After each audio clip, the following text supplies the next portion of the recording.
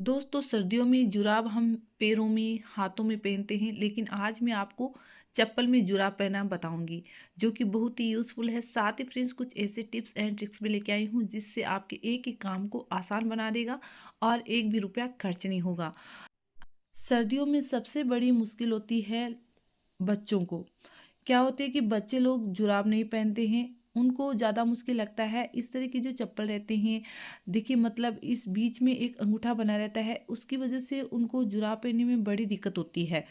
तो क्या करते हैं वो ऐसे ही बिना चप्पल के बिना जुराब के ही फिरते रहते हैं। तो आज मैं आपको एक आइडिया शेयर कर रही हूँ। क्या करना है कि अगर आपके पास में कोई ख़राब पुराना जुराब पड़ा है या फिर कोई भी एक हो गया है, एक पड़ा है, तो वो भी आप ले सकती हैं। तो यहाँ आपको एक बहुत ही बढ़िया मैं तरीका शेयर कर रही हूँ। इससे क्या है कि बच्चे क्या है कि उनको जुराब पहना ज़रूरत भी नहीं पड़ेगी। वो अगर चप्पल पहनेंगे उससे ही काम चल जाएगा।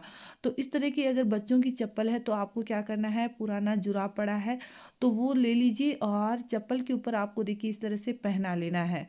यहाँ फ्रेंड्स आपको वीडियो पूरा देखना है, बिल्कुल भी वीडियो को स्किप नहीं करना है, क्योंकि मैं एक अलग तरीका यहाँ पे शेयर कर रही हूँ जो कि आज तक किसी ने नहीं बताया होगा। तो क्या करना है, देखिए इस तरह से आपको जुराब को पहनाना है। यहाँ जुराब क्या है कि थोड़ा हार्ड है तो पहनाने में दिक्कत हो रही है। एक तो देखिए लूज टाइप का भी रहता है, जैसे कि बड़ा जुराब रहता है तो वो आप यहाँ पे ले लीजिए। तो देखिए इस तरह से आपको जुराब को पहना लेना है चप्पल के ऊपर। पूरा आपको नहीं पहनाना है, ध्यान रहे कि पूरा आपको नहीं पहनाना है, इतना सा ही आपको पहनाना है। ये देखिए मेरे लड़के की है चप्पल, तो उसी के लिए मैं ये बना रही हूँ। तो मैं उसके लिए ये हर सर्दियों में ही इस तरह से ही बनाती हूँ। बच्चे घर पे तो जुराब बिल्कुल भी नहीं पहनते हैं, मेरे तो बच्चे नहीं पहनते हैं। आपके बच्चे पहनते हैं या नहीं मुझे कमेंट करके ज़रूर बताइएगा, क्योंकि छोटे थे तब तो हम को पकड़ के ज़बरदस्ती करके पहना देते थे, लेकिन बड़े होने के बाद उनको बहुत ही बार बार में बोलना पड़ता है। तो आप इस तरह का ये ट्यूल बना लीजिए, मतलब जुगाड़ बना लीजिए, जिससे क्या है कि आपको बार बार में बच्चों को बोलना भी नहीं पड़ेगा और वो क्या है कि इस तरह की चप्पलों को पहन के दोनों का काम करेगा, देखिए चप्पल और जुराब का। तो अब आप देख सकते हो दूसरा मैं ये जुराब इस तरह से पहना दी हूँ।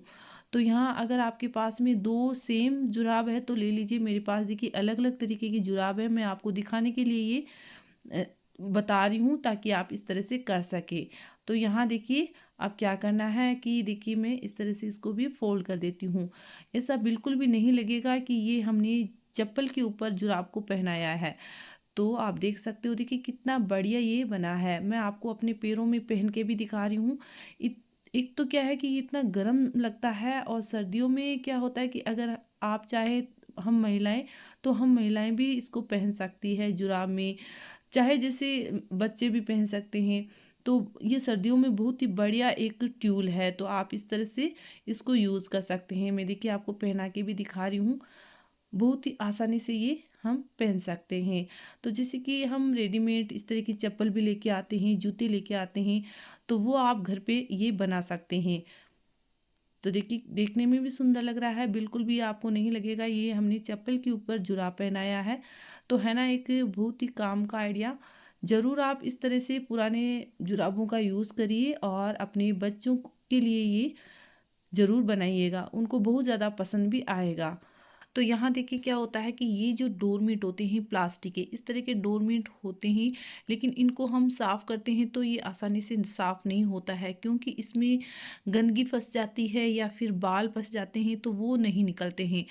और जब हम धोते हैं तो और ज़्यादा उसमें चिपक जाते हैं। तो क्या करना है कि आपको एक लेना है ये कपड़े धोने का ब्रश, और इसको देखिए इस तरह से ब्रश करना है।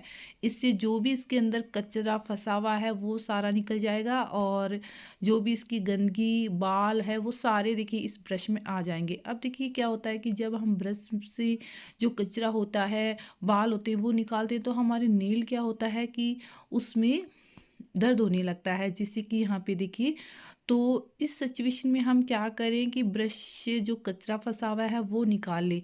तो यहाँ हमें लेना है क्लेचर।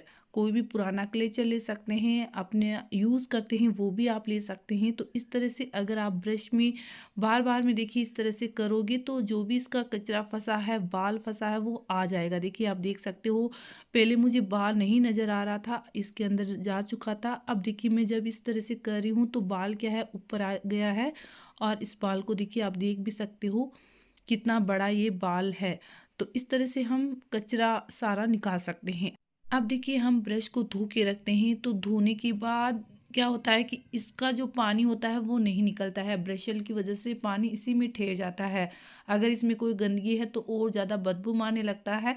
तो ब्रश क्या होता है, देखने में भी खराब लगता है, और ये ब्रश का जो पानी बाद में निकलता है थोड़े दिन बाद में, तो वो अजीब सा लगता है, गंदा रहता है। तो इसको हम क्या करते हैं, ऐसे ही छोड़ देते हैं सीधा, तो वो पानी पूरा नहीं निकल पाता है।